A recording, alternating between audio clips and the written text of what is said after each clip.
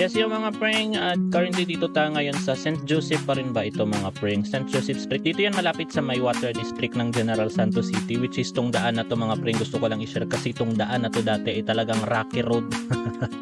Mabato, malubak at maalikabok tong daan na to mga preng. Pero ngayon mga preng, ang haba nga pala nito mga preng. Kung rerektahin mo tong daan na to, papunta na to ng Juji, hindi yung sa yung sa Chongson, yung Chongson, yung may mga maraming barbecuehan mga preng.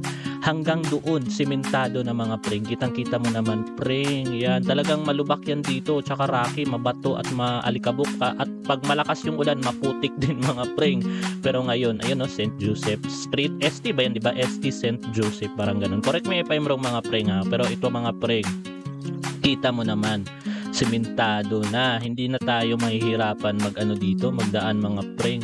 Kita mo yung dulo nito mga preng, may lilikuan tayo, parang curve lane siya, tapos paglabas mo doon, pag magpunta ka sa left side, papunta na yon ng Chongson Arcade bang tawag niyan. Ayan mga preng, napakalupit dito mga preng.